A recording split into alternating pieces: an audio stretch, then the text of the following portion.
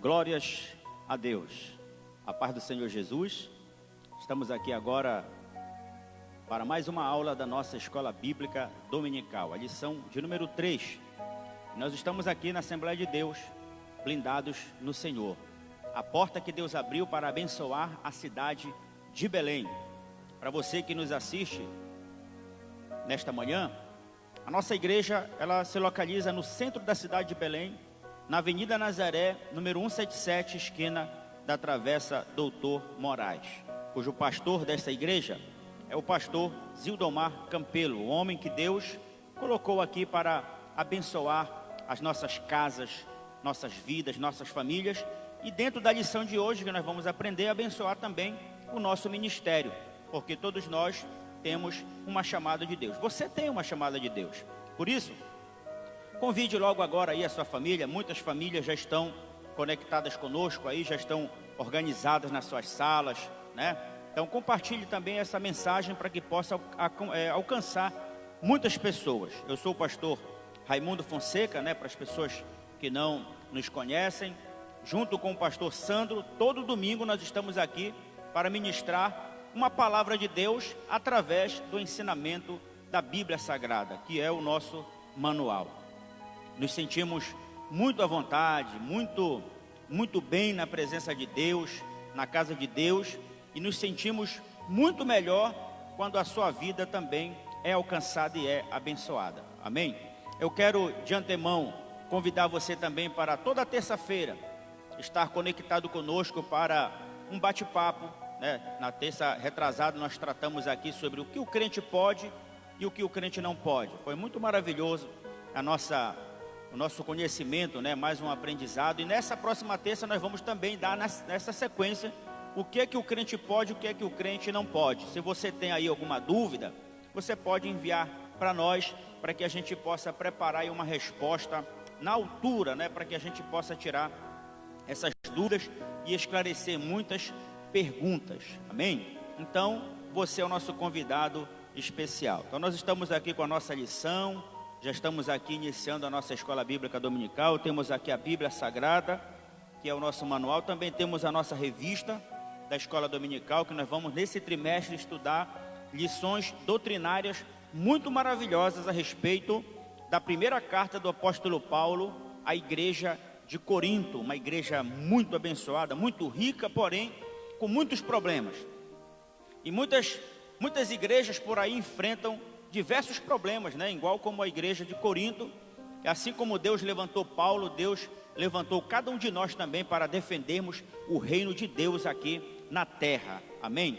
Então nós vamos dar início à nossa aula, a nossa lição de número 3 da nossa revista, que traz como assunto principal: ministros são dispenseiros de Deus, tá? Então a nossa lição hoje vai estudar o capítulo 4 dessa primeira carta do apóstolo Paulo. Nós já aprendemos aqui que o autor dessa carta é o apóstolo Paulo, né? Aquele que invadia a casa dos cristãos e arrazoava-os pelas ruas, e depois ele teve um encontro com Cristo no caminho de Damasco, se converteu e se transformou em um grande pregador da palavra de Deus, fundador de igrejas, de ministérios, né? E agora ele enfrenta um problema na igreja de Corinto, que ele mesmo fundou em uma das suas viagens missionárias. Então o tema dessa lição vai falar sobre os ministros, né?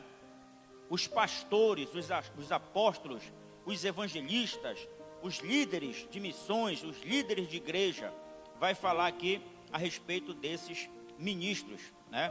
E o texto áureo da nossa lição está em 1 Coríntios capítulo 4 e o versículo de número 1, que diz assim: assim, pois, importa que os homens nos considerem como ministros de Cristo e dispenseiros dos mistérios de Deus. Olha só esse texto aqui do texto áureo, ele já traz aqui pontos que nós poderíamos relacionar aqui, daqui já fazer uma mensagem, né? Quando ele fala aqui que os homens nos considerem como ministros de Cristo, quando ele usa essa palavra ministros de Cristo, ele já coloca aqui né, uma posição de um líder, de alguém que tem uma responsabilidade, de alguém que tem uma função, né, e dispenseiros também dos mistérios de Deus. Olha só, quais são os mistérios de Deus? Vamos aprender aqui nessa lição. A verdade prática diz que os ministros de Cristo servem ao mundo com a mensagem do Evangelho, tá? Isso aqui é uma verdade prática que deve ser vivida por cada um de nós que testemunhamos a mensagem de Cristo. Nós, como ministros de Cristo, como dispenseiros da fé, dispenseiros da graça, nós servimos ao mundo. O mundo, que esse texto aqui da verdade prática está se referindo, não é o sistema, mas sim as pessoas. Nós servimos as pessoas com a mensagem do Evangelho, tá? Então a nossa função como ministro é realmente fazer o que Jesus disse, ser luz e ser sal da terra, e nós só vamos poder fazer isso através da pregação da mensagem do Evangelho.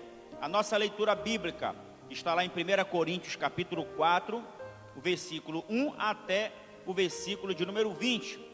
Você pode deixar sua Bíblia aberta aí, como a minha já está aqui. São 21 versículos, tá?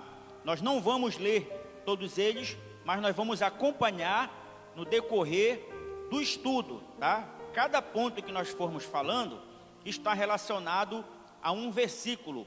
E nós vamos então estudar o capítulo 4 de 1 Coríntios, versículo por versículo. Que maravilha é poder estar aqui na Escola Bíblica Dominical. Então olha só, para nós introduzirmos essa aula, nós colocamos aqui 4 perguntas muito importantes que nós podemos inserir nesse estudo. Primeiro deles, qual é o alvo principal de um ministro?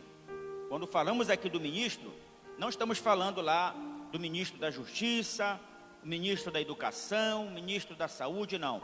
Estamos falando do ministro de Cristo, uma pessoa que aceitou a Cristo como Salvador, que agora está inserida no reino de Deus, está envolvido na obra de Deus, e agora ele tem uma responsabilidade, né, de servir ao mundo com a pregação do Evangelho. E aí nós colocamos essa pergunta: qual é o alvo principal de um ministro de Cristo?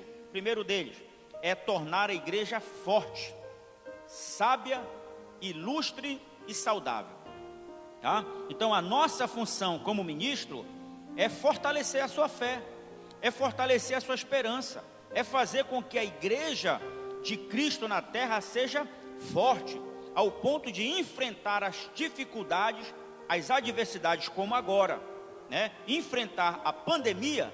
Então os ministros de Cristo têm esse principal alvo, é não deixar você enfraquecer, não deixar você perder a fé, perder o equilíbrio, mas deixar você saudável. Amém? Por isso?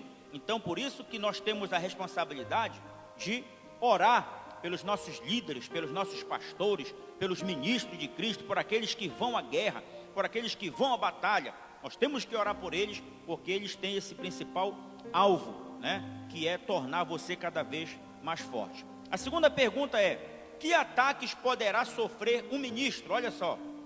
Primeiro, desprezo, humilhação, muitas das vezes ser chamado de louco, né? Muitas das vezes ser desrespeitado.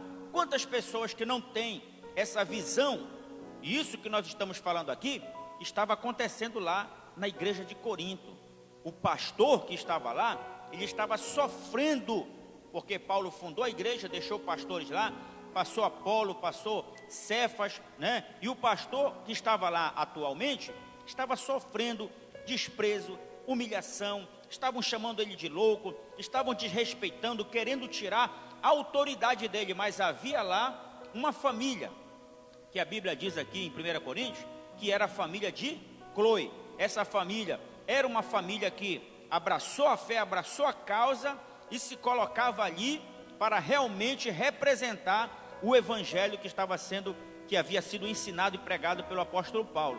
Por isso que eles escreveram a carta para Paulo, e agora Paulo está respondendo essa carta e está tratando desses problemas através de uma carta. Amém?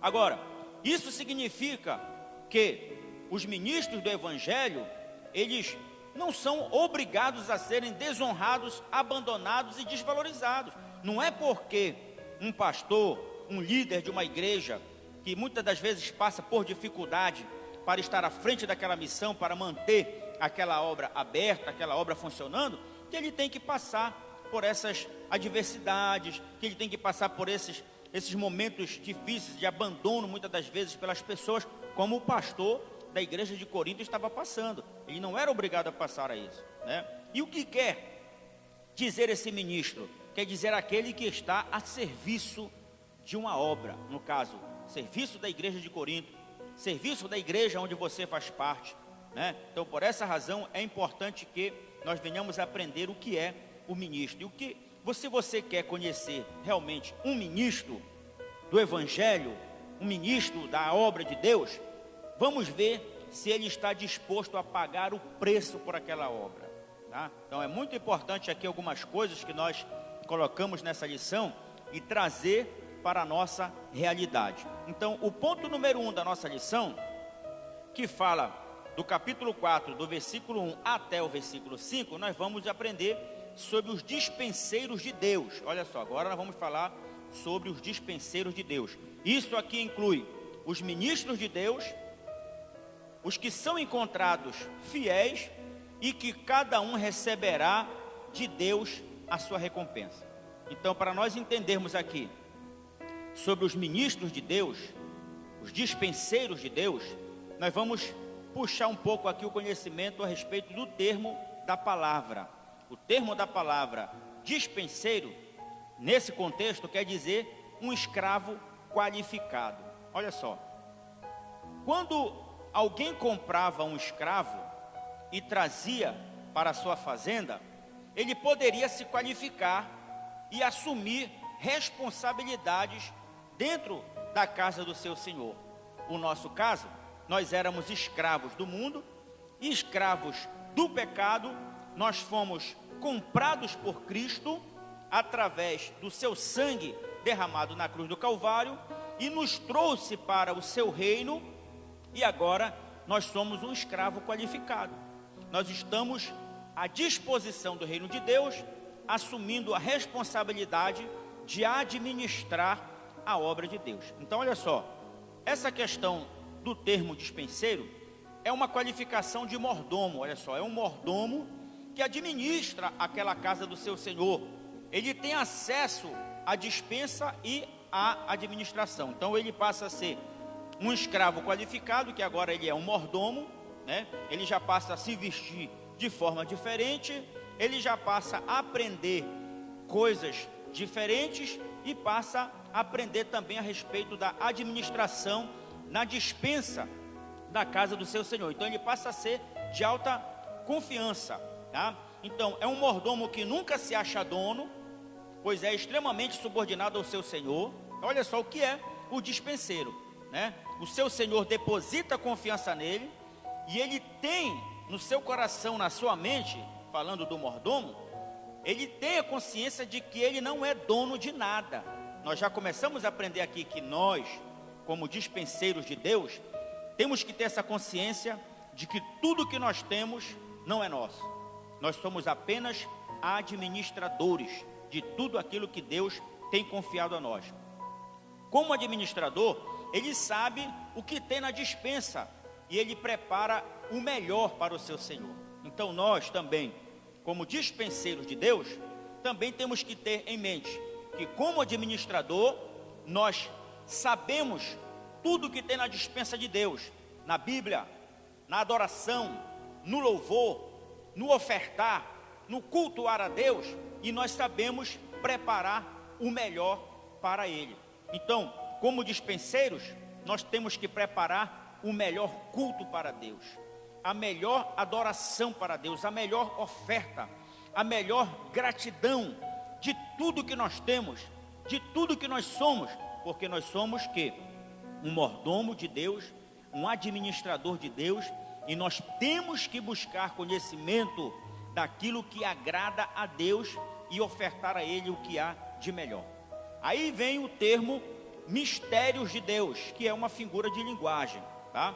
Refere-se à mensagem da cruz. É um mistério de Deus.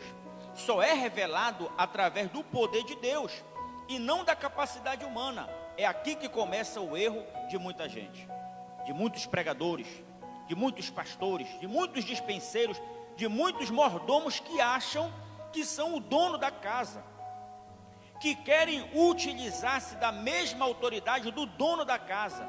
E aqui nós aprendemos que os mistérios de Deus só podem ser revelados através do poder de Deus. Nenhuma capacidade humana será capaz de entender os mistérios de Deus, porque só são revelados aqueles que são de alta confiança e que realmente depositam confiabilidade do seu Senhor. Então, o dispenseiro, ele tem que ter intimidade com o seu Senhor, ele tem que saber como é que o seu Senhor gosta do alimento, como é que ele gosta de ser servido. Então o dispenseiro, nós devemos conhecer e agradar o nosso Senhor, por isso que o seu Senhor confia em tudo que ele faz. Então olha só, isso aqui é muito maravilhoso. É por isso que muitas das vezes as coisas, elas não dão certo na nossa vida, porque nós queremos confiar no nosso entendimento, na nossa força, e não queremos depender de Deus. Mas quando nós demonstramos essa dependência de Deus, Deus confia naquilo que nós vamos fazer. E por isso que Jesus disse: tudo que vocês pedirem ao Pai em meu nome, Ele vos concederá. Que maravilha! Então nós precisamos depender dEle e fazer tudo para Ele. O termo ministro, que é uma figura de servo, um escravo voluntário, nós aprendemos em lições anteriores que um escravo ele poderia servir ao seu senhor por um período de 6 anos, mas depois o seu senhor tinha que dar a carta, de liberdade para ele, mas ele tinha a opção de querer permanecer naquele lugar. Então ele tinha que ter uma marca, que era ter a sua orelha furada, prensada na porta, que aquilo demonstrava que ele estava concordando em permanecer como escravo naquela casa. Então ele passa a ser um escravo voluntário. Nós podemos não ter a orelha furada, podemos não ter nenhuma marca física, mas nós temos a marca do sangue de Cristo na nossa vida, e isso revela que nós somos um escravo voluntário. Nós temos o prazer de servir a Deus. É aqui que tem uma diferença do escravo do mundo e o escravo de Cristo. A palavra escravo também quer dizer servo, tá? É que o escravo ou o servo do mundo, ele peca por obrigação, e ele pode sofrer consequências disso se ele não pecar. Nós que estamos do lado daqui, que somos escravos ou servos de Cristo, nós vamos pecar se quisermos, não somos obrigados. E se pecarmos, pecaremos por consciência, sabendo que aquilo é errado e que não deveríamos fazer.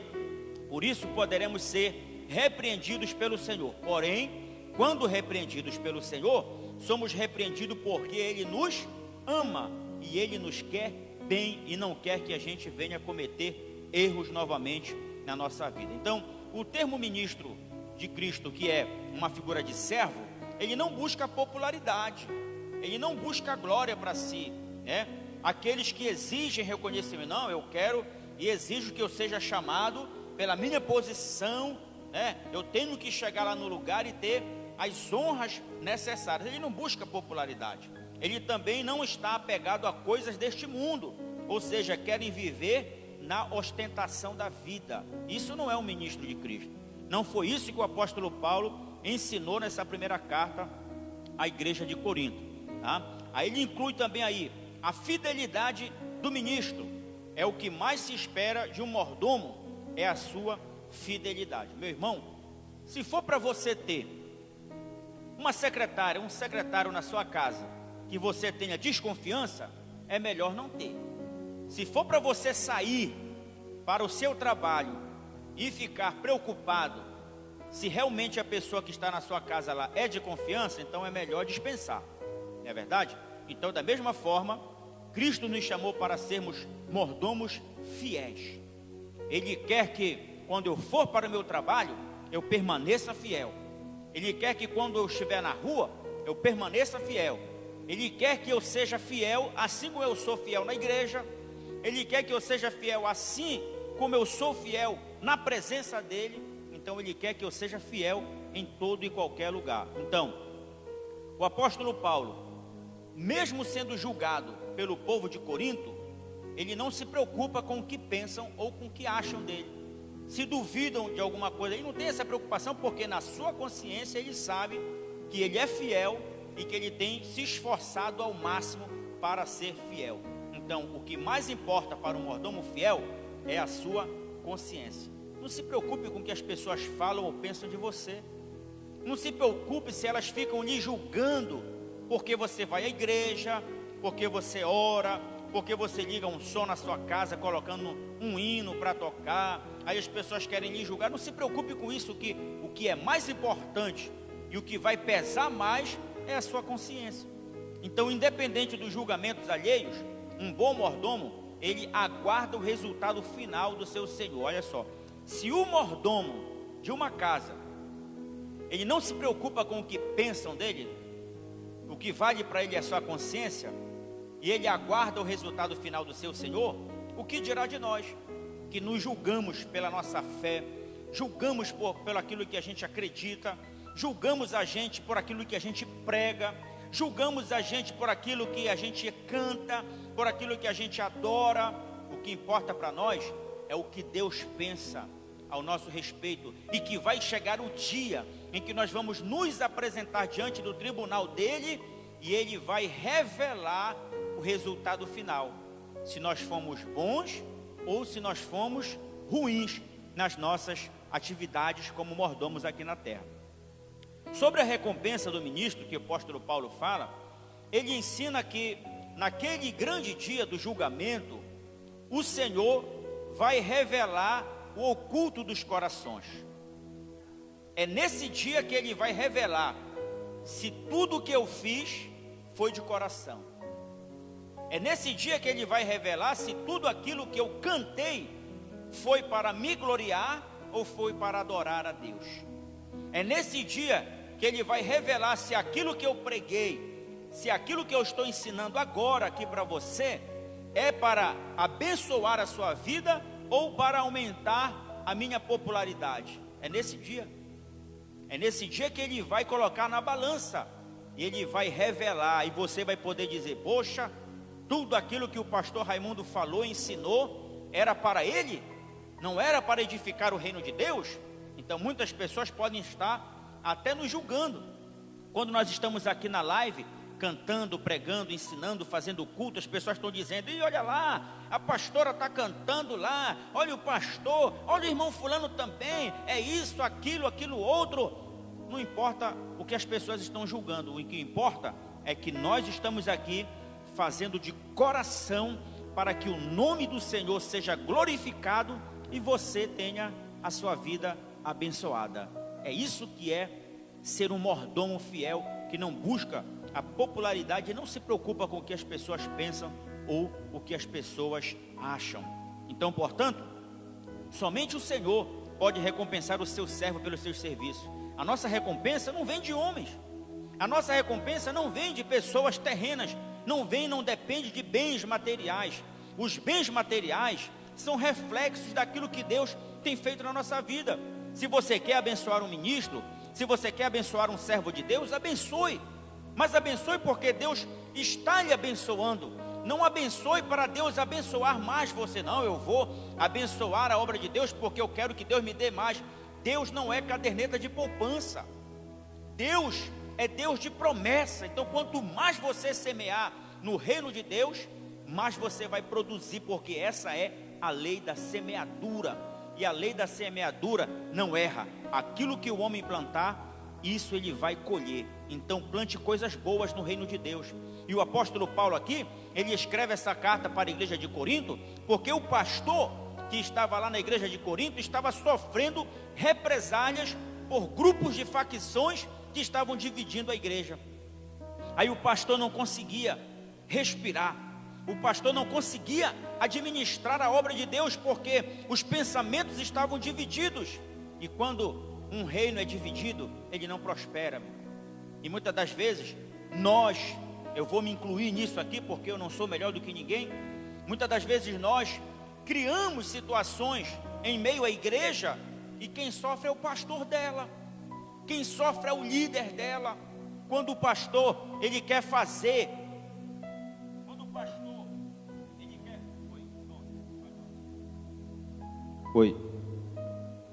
pastor, ele quer fazer algo na obra e as pessoas se dividem, ele sofre, porque ele não passa a ter o resultado. Então, o pastor de Corinto começou a sofrer, e os irmãos daquela igreja, eles não estavam conseguindo resolver. Então o que eles fizeram?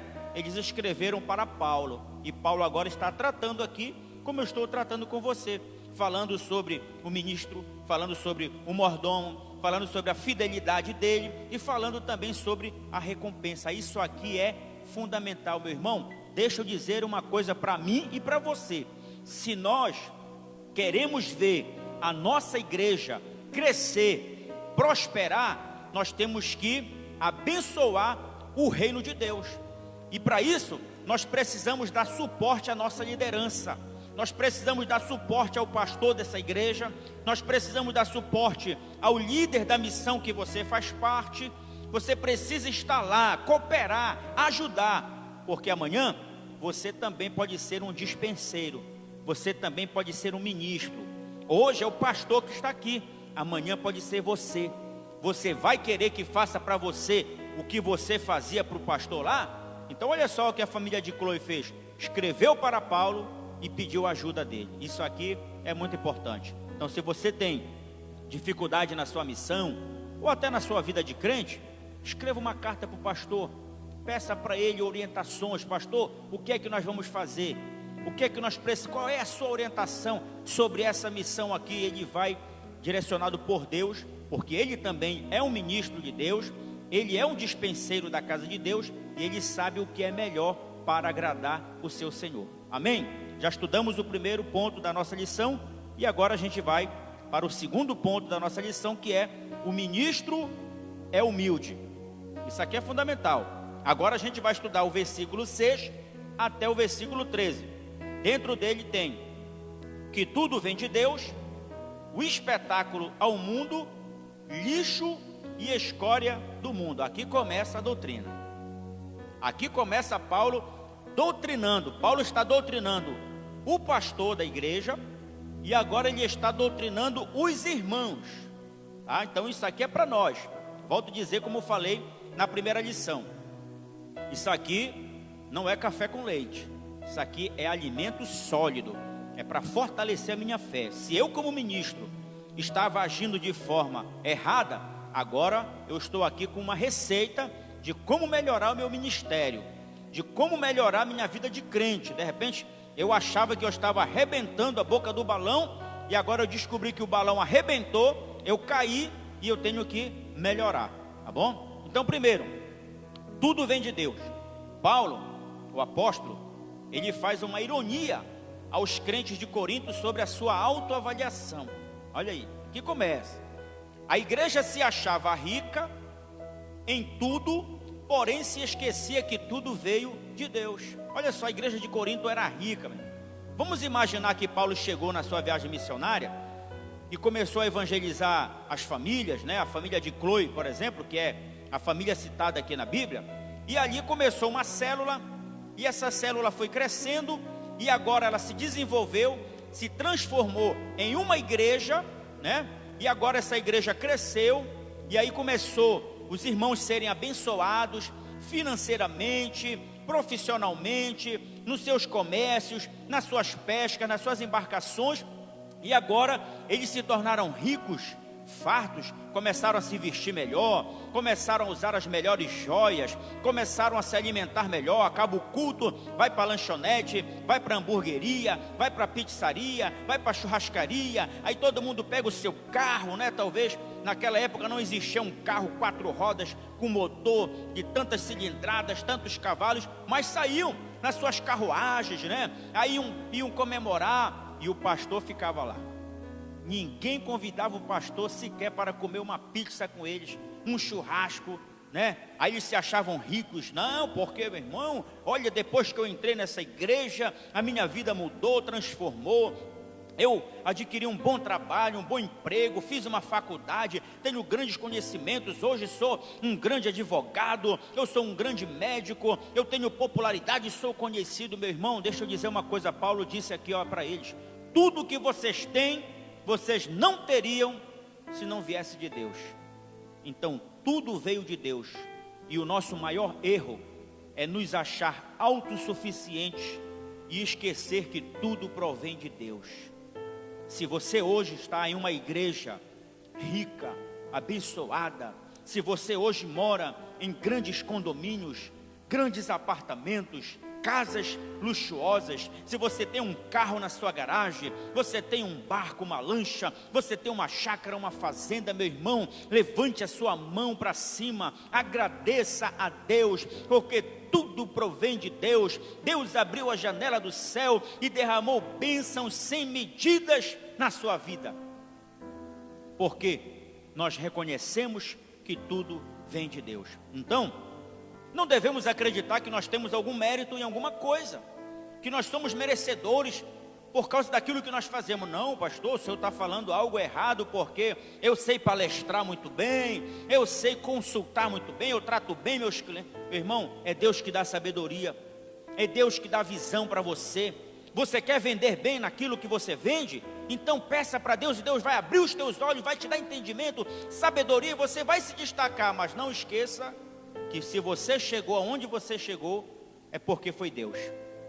Você, nem eu, somos merecedores de nada. Não porque somos bons naquilo que fazemos, não. É porque Deus, tudo foi feito por Ele, através dEle, e foi para Ele. Então, se hoje eu sou bom naquilo que eu faço, glórias a Deus. Se hoje eu sou bom naquilo que eu tenho, glórias a Deus. Eu não sou autossuficiente para isso, porque sem Deus, diz a Bíblia, que sem Ele, nada do que foi feito se fez. Se não fosse Ele, você não existiria. Se não fosse Ele, você não estaria onde você está. Eu não seria ninguém. Por quê? Porque tudo provém dEle, e Ele quer ter esse reconhecimento, porque Ele não divide a sua glória com ninguém. Você pode dizer amém por isso? Você pode dar glórias a Deus? Você pode dizer que a sua família é de Deus? Você pode dizer que o seu trabalho é de Deus? Você pode dizer que essa casa que você tem, seja humilde, seja luxuosa, é de Deus? Foi Deus que te deu. E Deus tem muito mais para dar para você, para mim, para nós, quando nós somos gratos a Deus. Louvado seja o nome do Senhor. Então, não devemos acreditar que tudo que temos veio dos nossos esforços. Não devemos acreditar que somos alguém por causa da nossa inteligência, né? Tem muita gente que deveria estar aonde estamos hoje, mas aprove a Deus fazer isso por nós, porque Ele é Deus. Você sabia disso? Você sabia que tem muita gente que queria estar no seu lugar? Você sabia que tem muita gente que queria estar lá nesse emprego que você está? Você sabia que tem muita gente que queria estar aí deitado nessa rede onde você está, assistindo a aula da escola dominical, ouvindo a palavra de Deus? Tinha gente que queria, mas não pôde estar. Por quê?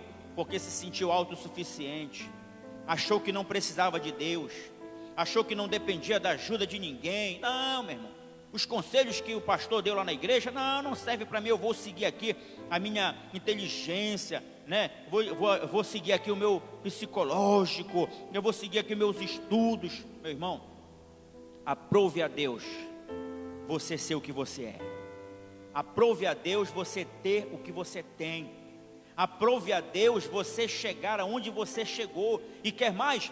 Deus tem mais para dar para você. Louvado seja o nome do Senhor. Do versículo 9 até o versículo 12, Paulo fala sobre o espetáculo do mundo. Olha só, o que é isso? O espetáculo ao mundo. Paulo faz lembrar aqui os espetáculos que os romanos faziam nas arenas e nos anfiteatros, onde eles pegavam muitas das vezes os líderes das igrejas e jogavam nas arenas para os gladiadores, homens grandes, fortes, habilitados em lutas, e chegassem ali para massacrar os mais fracos. Pegava ali os condenados à morte jogavam nas arenas para que os leões famintos pudessem devorá-los. Paulo faz uma comparação aqui, um contraste entre o egoísmo, a soberba dos coríntios com a humildade dos apóstolos. Muitas das vezes, nós julgamos os nossos líderes, nós até sentenciamos e condenamos eles à morte, mas enquanto nós estamos aqui, às vezes queremos o pior para os outros, mas queremos o melhor para nós, e acabamos esquecendo que nós acabamos então transformando isso em um espetáculo ao mundo. Então, meu irmão, o apóstolo Paulo está falando para mim e para você, que nós devemos compartilhar. Talvez eu não vou dizer que você vai pegar tudo que você tem para ajudar alguém, não, mas você pode compartilhar do pouco que você tem com aquele que não tem, porque, meu amigo, o pouco que você tem, quando você ajudar aquele que não tem, aquele ficou rico. Ele tem muito agora porque ele não tinha nada. E para você que tem pouco e compartilha do pouco que você tem uma promessa de Deus para você. Levante a sua mão e receba, que eu vou liberar essa palavra profética. Se você for fiel no pouco, no muito Deus vai te colocar. Louvado seja o nome do Senhor. Era só isso que a igreja de Corinto precisava fazer. Era só isso que a igreja de Corinto tinha que fazer: pegar um pouco daquilo que eles tinham e ajudar aqueles que não tinham. E isso fazia com que o espetáculo ao mundo, fazia com que os pastores, os ministros, os dispenseiros, os mordomos fossem julgados, humilhados, desprezados. E aqui Paulo, ele fala de uma forma até doutrinária, forte e pesada, no versículo 13, quando ele faz uma comparação aqui de lixo e escória ao mundo. Olha só, meu irmão, que tristeza, que tristeza. Uma igreja rica e abastada, cheia, fazendo com que o seu líder fosse considerado um lixo, meu irmão, uma escória do mundo. Olha só, Paulo mostra a sua bandeira como a bandeira de João Batista. O apostolado, o ministro, ele levanta a sua bandeira como a bandeira de João Batista. Que bandeira é essa, pastor? Que ele cresça e eu diminua, que ele apareça e eu me constranja. Ministro, pastor, pregador, seja lá quem for, que quer levantar uma bandeira de autossuficiência, ele não é de confiança no reino de Deus. É isso que Paulo está dizendo. Se você conhece pastor, pregador, que busca a sua popularidade, não é ministro e nem dispenseiro do reino de Deus. Deus não confia nessas pessoas, porque esse ministro, ele está preocupado com seus interesses próprios. Ele não quer saber se aqueles que lhe assistem têm ou não têm. Ele não quer saber se aqueles que estão lá no culto, assistindo o culto, se estão bem ou se estão mal. Ele quer saber do dele. Acabou o culto, eu quero o meu, vou para casa. Um alto profissionalismo. E nós já estudamos aqui, na nossa escola bíblica dominical, Blindados no Senhor, que uma pregação sem a unção do Espírito Santo é barulho ensaiado. Pode pegar o microfone, gritar, ficar rouco, não tem nada da unção de Deus, porque ele está ali fazendo o seu papel. Quando acabar o culto, ele vai para a casa dele, vai para a pizzaria, e tem irmão que muitas das vezes não tem nem o que jantar em sua casa, não sabe nem se o pastor tem como voltar para sua casa, mas ele está lá, né? E Paulo então, ele levanta a sua bandeira, né? Deus coloca os apóstolos em primeiro lugar, mas o mundo coloca lá atrás, lá no último. Paulo relaciona todos os sofrimentos dos apóstolos e as vantagens do crente. Eu fiz aqui uma maquete, que depois você pode aí deixar o seu e-mail, que nós vamos mandar essa lição para você. Afinal, todas as lições que você quiser, você pode pedir aí nos e-mails da live, quando for eu ou o pastor Sandro Dias. Coloque seu e-mail que a gente manda os slides para você acompanhar melhor na sua casa, no seu computador, no seu smartphone, né? No que você tiver para assistir. Então olha só, Paulo faz uma relação aqui, olha. Os apóstolos não são famosos, mas os crentes são ilustres. Olha só, Paulo está falando aqui da igreja de Corinto. Eu não sei se na sua igreja é assim, Mas Paulo está falando aqui que na igreja de Corinto era assim: os apóstolos não eram famosos, mas os crentes eram ilustres, tá? Os apóstolos eram desprezíveis, mas os crentes eram nobres, né? Os apóstolos enfrentavam privações de fome, sede e nudez, mas os crentes eram ricos e fartos.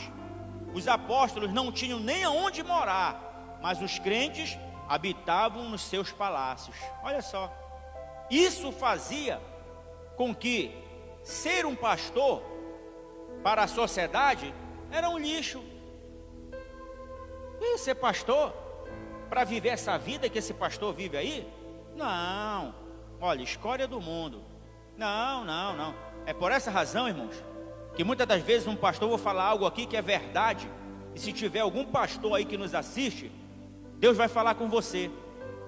É por isso que tem muito filho de pastor que não quer ser pastor porque está vendo o sofrimento do pai. Tem muito filho de pastor aí que não quer ser pastor porque está vendo que o pai, como pastor, está sofrendo em uma igreja. Isso aí é uma ação de Satanás que quer frustrar o futuro ministerial da igreja. Meu irmão, se for para ter uma igreja só de crente e não ter um pastor, é melhor fechar e cada um vai seguir o seu rumo. Essa aqui é uma verdade. Se o apóstolo Paulo tivesse essa ideia que eu estou falando aqui, ele tinha escrito nessa carta. Porque tem pastor aí que está sofrendo, andando. Eu conheci pastor, na minha época, quando iniciei meu ministério, eu conheci pastor que só tinha um paletó. Ele não tirava aquele paletó porque ele tinha vergonha do buraco que tinha na sua camisa.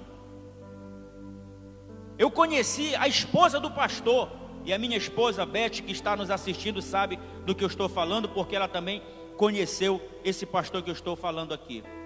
A pastora, a esposa do pastor, grávida, não tinha o que comer, nem roupa, nem o enxoval da criança, e a igreja não ajudava. Aquela esposa do pastor, ela queria voltar para sua família, mas o pastor dizia: não, vamos ficar aqui. Deus mandou. Muitas das vezes, meu irmão, deixa eu dizer uma coisa para você, muitas das vezes nós aqui, pregadores, pastores, temos que trazer para você uma palavra de fé, de ânimo, mas nós estamos crivados de bala, de críticas, e muitas das vezes nós nem sequer perguntamos para o pastor: pastor, está tudo bem? O senhor está precisando de mim, de alguma coisa? Meu irmão, essa viagem que eu fiz essa semana, eu conheci um irmão, não vou citar o nome dele, e conversando com ele, eu disse para ele: meu irmão, ajude o pastor da sua igreja, ajude o pastor, estenda a sua mão para ele, faça aquilo que você puder fazer, porque você não vai estar fazendo para o pastor, você vai estar fazendo para Deus, porque o pastor é apenas um ministro de Deus, é um dispenseiro da casa de Deus, ele é um mordomo fiel, e Deus confia nele, e Deus quer usar você para ajudar o seu pastor. Eu quero trazer essa palavra para mim e para você, meu irmão. Se permita ser usado por Deus para abençoar a vida do teu pastor. Se permita ser usado por Deus para abençoar a igreja que você congrega, que você senta no banco, e os ministros de louvores adoram a Deus, faz você sair daqui mais crente do que nunca. Se permita. Não faça como esses crentes lá da igreja de Corinto, que estavam fazendo o seu pastor ser um lixo para a sociedade, ser uma escória do mundo. Não permita, porque isso aí, existem pessoas que estão dentro da igreja, mas também são instrumento de Satanás, querem roubar a tua paz, roubar a tua alegria, querem frustrar os teus sonhos. Não se permita. Se junte com pessoas que têm a mesma fé que você tem, que quer crescer junto com você, que quer ver o teu sucesso, porque sabe que se você tiver sucesso, você vai ajudar essa pessoa que te ajudou. Mas os crentes de Corinto não eram assim. O pastor estava lá sofrendo e eles estavam buscando popularidade. Não, eu tenho 9 dons. Não, eu profetizo. O dom que eu tenho é maior do que o teu. O que tu profetiza, mas eu revelo. Não, o que tu revela, mas eu profetizo. Tu fala em língua e eu interpreto. Olha só essa confusão. Eu poderia até usar uma palavra aqui, que eu não vou usar, por respeito e ética. Confusões dentro da igreja. Grupos de facção, meu irmão. A igreja de Deus não é para isso. O apóstolo Paulo está aqui, ó. Você está vendo que a lição, nós estamos na lição. Nós começamos bem aqui, o apóstolo Paulo passando, né, a mão no cabelo das pessoas, o ministro, o dispenseiro, e agora ele está batendo, e ele está falando aqui, ó, essa mudança, ele agora, aí lá no final ele vem com azeite de andiroba, bateu, agora ele vai passar o azeite de andiroba, e olha só, eu vou ler aqui o texto, que Paulo faz um desabafo, meu irmão. Tem gente aí que está dizendo, o pastor Raimundo está com raiva, o pastor Raimundo está aborrecido, né? Mas eu vou ler o texto aqui que o apóstolo Paulo, ele faz um desabafo no capítulo 4 e o versículo de número 13. Quando caluniados, procuramos conciliação. Até agora temos chegado a ser considerados lixo do mundo, escória de todos. Aqui, ó, é o texto. Não é o pastor Raimundo que está falando, não é o pastor Campelo que está mandando dizer, não é a pastora Céula que está mandando um recado, não. É o apóstolo Paulo. Você nem conheceu o apóstolo Paulo. Você nem sabe se ele era alto, baixo, gordo, magro. Você não sabe. E Paulo está falando aqui, ó, para a igreja de Corinto. E quem sabe serve para mim hoje. Serve para você, né? O ponto número 3 da nossa lição, olha. O ministro tem autoridade. Ele é pai espiritual. Paulo pede para que sejam seus imitadores. Aí ele encerra a carta, né, uma parte da carta, falando sobre o seu amor e a sua autoridade. Como pai espiritual, Paulo se apresenta como pai dos crentes de Corinto, não para envergonhar, mas para admoestar, para aconselhar, corrigir quando algo estiver errado. Um pai que deixa os seus filhos serem educados por terceiros, não são pais verdadeiros, e sim pais abastados. Isso aqui, Paulo está fazendo uma alusão ao que acontecia no passado. Eram fazendeiros, eram ricos, né? Mas não educavam seus filhos. Pegavam seus filhos e colocavam para as pessoas educarem ele. Eram conhecidos como os aios, né? Quando o filho vinha, papai, mamãe, olha, não sei o quê, vai falar com fulano lá e pergunta para ele. Se você faz isso, se você acha, deixa eu dizer aqui uma coisa para você, que isso aqui é doutrina para crente. Se você acha que as irmãs que tomam conta das crianças na igreja têm obrigação de educar o seu filho, você está errado. Eduque o seu filho em casa e traga ele para a igreja educado, orientado. Ensine para ele o que ele tem que fazer, o que ele não tem que fazer. Porque a igreja não é escola. A escola lá, secular do seu filho, vai ensinar os ensinos seculares, mas a educação, ela vem de casa. Isso aqui é geral, isso aqui é globalizado. No passado, os filhos dos crentes não eram educados pelos seus pais. E Paulo chama a atenção deles e diz para eles, eu sou pai espiritual de vocês. Se eu estou admoestando, aconselhando ou corrigindo, é porque eu quero o melhor para vocês. Então, se Deus quer o melhor para nós, então os nossos líderes, nossos ministros, também querem o melhor para nós. Então, para ter autoridade paternal, tem que gerar filho. Para ter autoridade espiritual, tem que gerar filho na fé. Não se permita ser envergonhado ou corrigido por supostos tutores que não têm sentimento paternal. Eu coloquei aqui que o verdadeiro pai, o verdadeiro pastor, o verdadeiro ministro, o verdadeiro líder espiritual, ele está disposto a pagar o preço por amor daqueles que estão debaixo da sua tutela espiritual. Meu irmão, por que é que muitas das vezes, quando o pastor que está na sua igreja vai pregar, você não vem, mas quando é o profeta, a igreja enche? Você não dá autoridade, você não reconhece a autoridade do seu pastor? Você não reconhece a autoridade daquele que alimenta você? Isso é errado, irmão. Está aqui o apóstolo Paulo falando.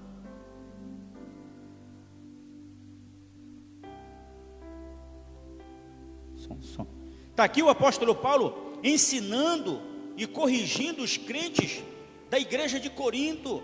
Para ter autoridade tem que gerar filhos. É muito fácil eu ir pregar em uma igreja e chegar lá, puxar o chicote e começar a lambar nos filhos que não são meus. É muito fácil eu ir lá em lugares que eu não gerei ninguém e descer o cajado. É muito fácil. Mas o melhor de tudo é quando eu tenho a minha autoridade reconhecida como pai espiritual daqueles que eu gerei na fé. Então você está dentro de uma igreja, o seu pastor está lá, se considere filho espiritual desse pastor. Reconheça a autoridade dele e aquilo que ele falar, aceite, porque é o melhor de Deus para a sua vida. Se ele lhe chamar a atenção, se ele lhe corrigir, é porque estava fazendo alguma coisa errada. E um pai, ele olha para o seu filho e sabe o que é o melhor, porque ele conhece os seus filhos. Foi ele que gerou. Existe uma oração que a gente sempre faz para Deus: me abraça como um pai que abraça seus filhos. Então, nós precisamos reconhecer que o nosso pai é o responsável por nós. Então, o nosso pai espiritual, aquele que alimenta a tua fé, você está debaixo da sua guarda. Então isso aqui é muito importante. Paulo está fazendo com que os crentes de Corinto reconheçam isso. E agora ele diz assim: sede meus imitadores. Paulo se coloca como um exemplo a ser seguido. Paulo não tem medo de nenhuma acusação quanto à sua pessoa, à sua conduta. Paulo não tem medo, né? Não é aquele que prega e diz: faça o que eu faço, faça o que eu falo, mas não faça o que eu faço. Esse daí está escondendo o ovo no mato. Não é assim que dizia lá no interior? Está escondendo o ovo no mato. Eu tenho que fazer o que o pastor está falando, mas eu não posso fazer o que ele está falando. Não, meu irmão, a salvação ela é individual. Meu irmão, deixa eu dizer uma coisa para você. Se o teu líder, se você é líder e não tem medo de nenhuma acusação, diga para os seus liderados: sejam meus imitadores como eu sou de Cristo. Olha só, Paulo se colocou na frente, disse: não, quem quiser vir após mim, siga-me, pode vir. Vocês vão pisar onde eu piso, vocês vão entrar onde eu entro, porque eu não devo nada para ninguém, não sou alvo de acusação de ninguém. Hoje está complicado encontrar pessoas que se colocam nessa posição de Paulo. Está difícil, porque muitas das vezes, é por isso que muitas das vezes um pregador, ele vem de uma outra localidade, ele arrebenta no lugar, enche o ginásio, mas lá ninguém quer ouvir ele. Lá não dá ninguém, porque todo mundo conhece ele, sabe aonde ele anda, sabe onde ele está, onde ele entra, onde ele não entra.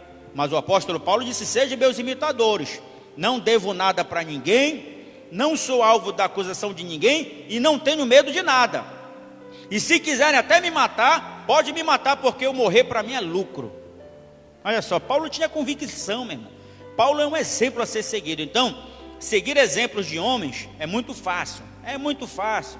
Eu quero ser o super-homem, eu quero ser o homem de ferro, eu quero ser o super-herói, eu quero ser o professor da faculdade, que é um crânio na matemática, eu quero ser isso, eu quero ser aquilo. Mas Paulo recomenda não colocar holofotes em homens, e sim em Deus, em Cristo, que é o exemplo. Então, querem imitar alguém? Sede meus imitadores, como eu sou de Cristo. E agora Paulo, no capítulo 4, verso 19 até o 21, que é onde ele encerra essa primeira parte da carta, ele encerra essa parte da carta com um desejo de ir pessoalmente. Olha só, isso aqui é maravilhoso. Paulo, escrevendo a carta, disse: olha, o meu desejo é de ir ter com vocês pessoalmente. Eu gostaria muito, porque falar por carta assim, sabe, a gente desabafa, escreve tudo, e muitas das vezes não temos coragem de falar pessoalmente. É por isso que tem gente que fala de você, porque não tem coragem de falar pessoalmente. Aí eles ficam falando para um e para outro. É por isso que eles tramam o mal contra você, porque você é uma árvore frondosa, frutífera. Aí eles ficam atirando o pé e esconde a mão, né? Aí Paulo disse: olha, eu estou escrevendo essa carta porque eu estou longe, eu estou lá em Éfeso, né? Estou fazendo as minhas viagens missionárias, mas o meu desejo era ir pessoalmente. Aí Paulo espera que dessa forma, nessa carta, esses problemas, essas questões sejam resolvidas. Ele diz aqui, né? Ou ele pode tomar uma forma mais rígida. Agora ele vem aqui com um cajado na mão e uma andiroba na outra, né? Aí ele deixa aqui a cargo deles a escolha. Você vai ver lá no versículo 12, tá? Vamos ver aqui quando Paulo, ele fala aqui, né? Paulo deixa a cargo deles a escolha conforme o versículo 21. Vamos ver aqui o que ele diz no versículo 21. Você está com a sua Bíblia aberta aí? Então acompanhe aí, olha, né? O que preferis? O que é que vocês querem? Ou o que vocês acham melhor? Que eu vá com vocês com vara? Olha só que maravilha o apóstolo Paulo falando aos crentes, meu irmão.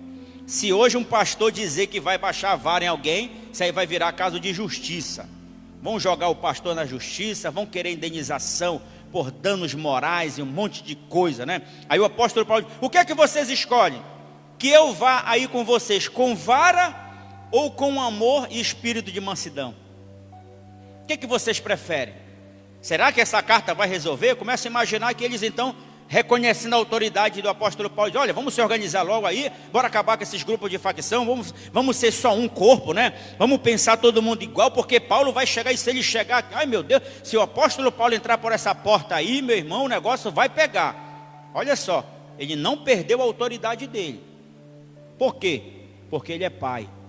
Você pode estar aí no Japão, e seu pai aqui no Brasil, mas se ele ligar, você vai dizer, benção pai, porque você reconhece a sua paternidade. Então Paulo encerra essa primeira carta colocando a escolha dos crentes. Olha, é vocês que escolhem.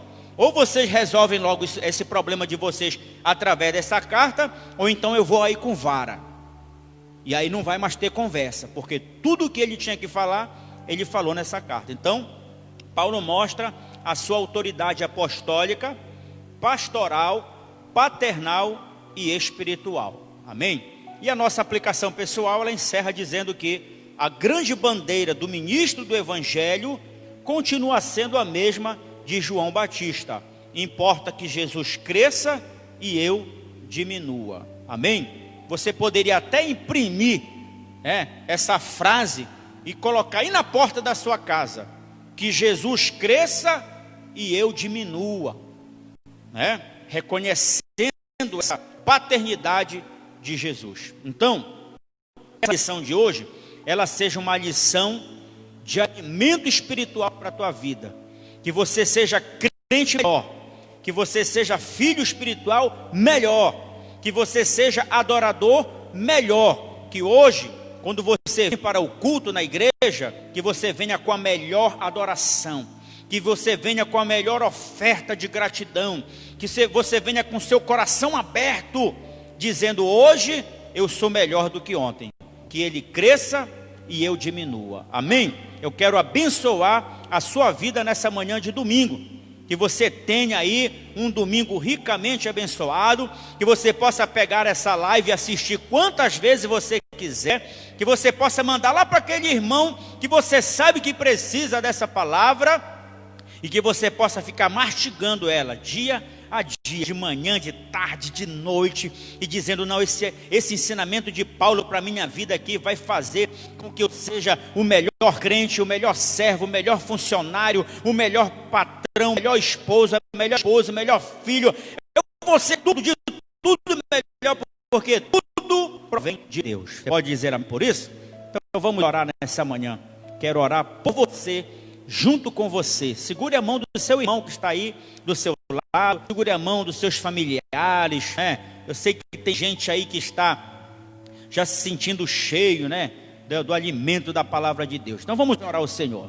Deus poderoso, Deus eterno, muito obrigado, Senhor, por esta manhã que passamos aqui, Senhor, na Assembleia de Deus, blindados no Senhor, na Tua presença, aprendendo e alimentando a nossa alma, Senhor, que todos estes ensinamentos, essas orientações do apóstolo Paulo, elas sejam, Senhor, para mim, como um instrumento para que eu possa abençoar a Tua obra, abençoar os ministros da Tua casa. Pai amado e eterno, que esta família que nesta manhã se reúne, nesta casa, nesta sala, que de mãos dadas, Senhor, eles estão orando agora, talvez ao redor da mesa, meu Pai, no quarto, na sala, onde quer que eles estejam, que essa palavra possa entrar nesta casa, e essa família seja abençoada pelo poder do ensinamento da Tua palavra. Concede a todos, meu Pai, um domingo ricamente abençoado, um almoço em família, com muita alegria, Senhor. Pai querido, e que à noite quando nós estivermos aqui neste mesmo lugar, neste mesmo santuário, debaixo da tua guarda, Pai, que o Senhor, como Pai eterno, venha nos abençoar e que os louvores sejam aceitos e a palavra ministrada seja, meu Pai, o instrumento que vai abençoar a vida desta pessoa. Pai querido, em nome de Jesus, nós oramos e te agradecemos hoje e sempre. Amém e amém. Não esqueça, hoje à noite você é o nosso convidado especial para estar aqui. Marque aí, confirme a sua presença, porque os lugares são poucos, mas sempre há um lugar para você. Então, reserve aí com o pastor Campelo, com a pastora Seula, para que à noite nós possamos aqui, porque essa noite vai ser uma noite de glória. Deus vai manifestar a sua glória sobre a sua vida, e através desse ensinamento da palavra nós vamos ser melhores cristãos na presença de Deus. Amém? A graça do Senhor Jesus Cristo, o amor de Deus, nosso querido e eterno Pai, a comunhão e as doces consolações do querido, amado e eterno e soberano Espírito Santo seja com você, com a sua casa, com a sua família. Diga amém, diga graças a Deus. Deus abençoe. Amém.